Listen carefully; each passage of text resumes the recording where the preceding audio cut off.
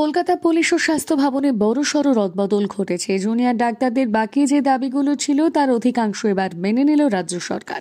স্বাস্থ্য দপ্তরের প্রিন্সিপাল সেক্রেটারিকেও সরানো হচ্ছে, তা অবশ্য স্পষ্ট নয় এখনো। সূত্রের খবরটা তেমনই। সোমবার আন্দোলনকারীদের সঙ্গে এক প্রস্তাব বৈঠক করেছিলেন মুখ্যমন্ত্রী। সেই বৈঠকের পর জুনিয়র ডাক্তারদের দাবি মেনে কলকাতার পুলিশ কমিশনার বিনীত গোয়েল, স্বাস্থ্য অধিকর্তা, এমনকি স্বাস্থ্য শিক্ষা অধিকর্তাকেও সরিয়ে দেওয়ার কথা ঘোষণা করেন তিনি।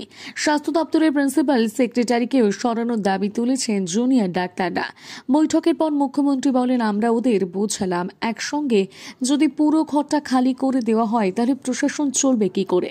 এদিকে রাজ্য সরকার দাবি মেনে নিলেও কর্মবিরতি প্রত্যাহারে রাজি নন জুনিয়র ডাক্তাররা। বুধবার দিন জুনিয়র ডাক্তাররা জানিয়ে দেন, যতদিন না তাদের সব দাবি মেনে নেওয়া হবে ততদিন আন্দোলন চলবে। বৈঠকে বসার ইচ্ছে প্রকাশ করে মেল করেন মুখ্য সচিবকে। নবান্নের সভাঘরে প্রায় 2.5 ঘন্টা ধরে সেই বৈঠক হয়। সূত্রের খবর, বৈঠকে রাজ্যের সমস্ত মেডিকেল কলেজে চিকিৎসকদের রেস্টরুম ও নিরাপত্তার দাবিতে সরব হন চিকিৎসকেরা।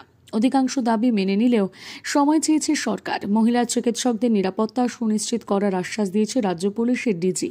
পাল্টা সার্কুলার জারির দাবি করেছেন জুনিয়র চিকিৎসক।